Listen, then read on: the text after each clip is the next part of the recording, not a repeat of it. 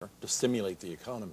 Yeah, I mean, it's a big part of the Recovery Act is to get things moving quickly. And so we're getting people notice of the money, and, you know, we're actually kind of writing the notices and regulations on the run to get it out there as soon as possible, because all of these programs need to have money spent very quickly.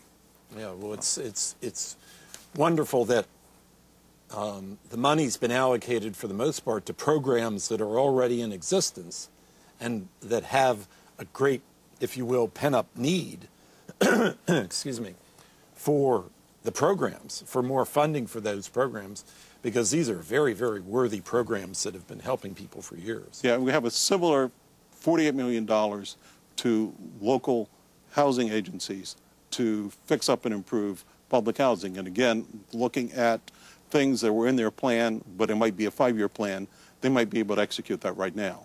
But, you know, again, ready to go. That's great. We've increased funding to community development block grants by $14 million, on top of which is about a 25% increase over what they're going to get anyway. And then we have another $22 million that are going to communities for assistance to help prevent homelessness, either to house people who become homeless or perhaps to intervene to keep people from becoming homeless. So those are all responses that the Congress has said, you know, these are problems that the current economy is creating, and these are responses to them. I think it's very important for the public and your viewers to understand two things. First of all, these are mostly going to local government, so they would apply to local government for any of these programs. The second thing is to beware of people who are advertising, sending you phishing emails, going on late night TV, telling you, give us money and we can get you this money. You don't need to do that. All you need to do is contact your local government and see what kind of help you need and let them match up what their resources are with what you have. But you shouldn't have to pay somebody to get access to public money.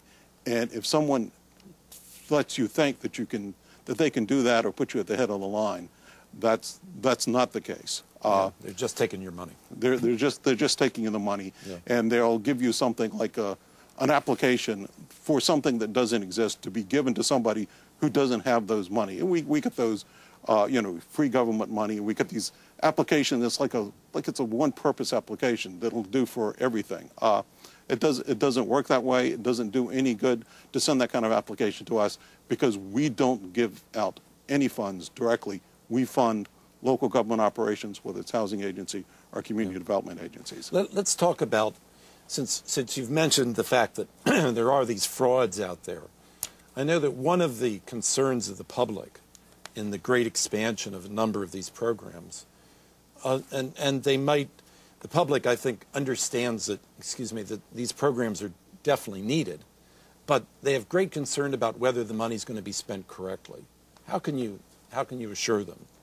Well, I mean, I've seen articles in the paper where our Inspector General is already drooling on the fact that there's money going out there, and so he's gearing up his agents to look at it. And of course, we're doing the same thing. But the important thing is to do the planning up front to see that it's done right. And in many cases, these are well-established programs that have been running for a long time. They haven't had enough money, and in many cases, they're going to get enough money through the Recovery Act. So it's a matter that they should be able to implement those fairly well. And oftentimes, these same people will be saying, why don't they give more money to buying vacant housing, helping the homeless? And the Recovery Act is doing exactly those kinds of things. That's wonderful. That's reassuring. That's reassuring, because I know that these are funds that advocates and folks in the nonprofit world like me have been looking for years, because there's so many people that are hurting. And so it's wonderful that the country is stepping up and doing something about it, and also making sure that these tax dollars are spent correctly. Yeah, that's wonderful. That's wonderful. You mentioned FHA before, but before we talk about that a little bit more, I know that HUD is very involved in trying to prevent foreclosures, and involved in a lot of different ways. And if you could talk, please, first of all, about what the current situation in foreclosures is in Maryland, and how's HUD helping in that, please.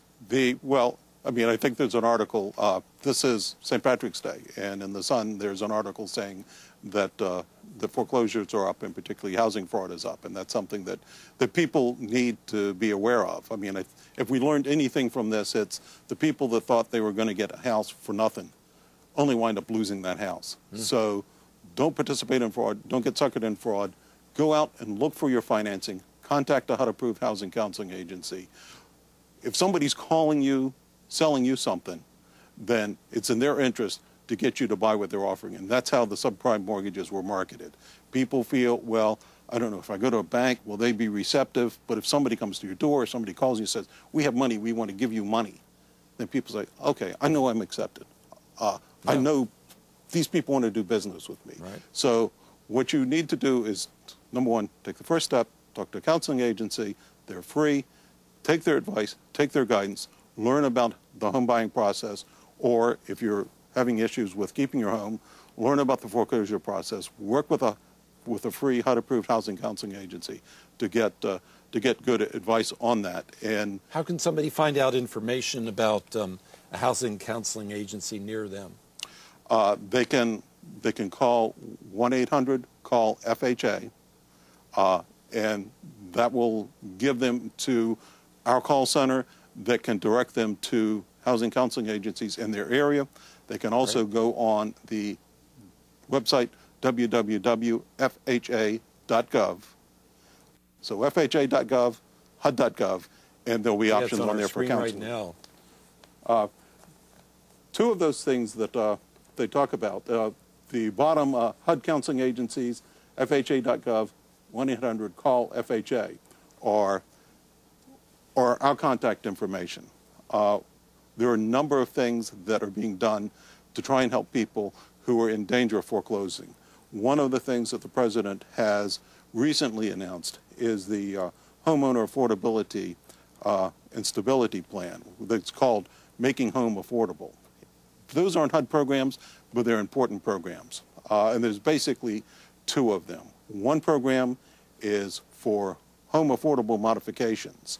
And Treasury is creating incentives for lenders to modify people's mortgages, reduce their interest rates, in some cases extend the term of the loan so that that can be affordable. And that modification will last for 5 years, and at the end of 5 years, the interest rate will start to go back up to the current market level, which is very low, but will go up to the current market level at not more than 1% a year over that 5-year period. And that can go down, if need be, to make it affordable to as low as 2%. So if you have a mortgage that you're paying more than 31% of your monthly income for your total mortgage costs, including property taxes, then you could be eligible for that to bring it down to that 31% level.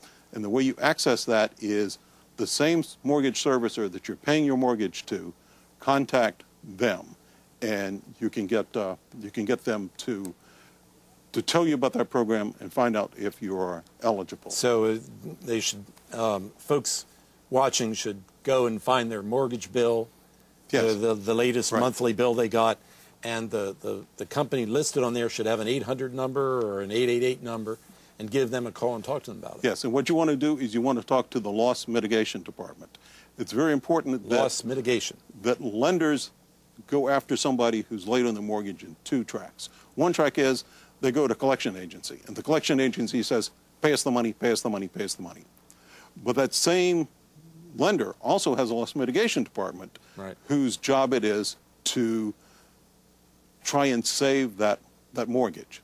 And what you want to do is talk to the loss mitigation department, and don't allow yourself to be intimidated by the collectors and say, I'm not going to answer my phone. I'm not going to open my mail. Somewhere in that mail is a notice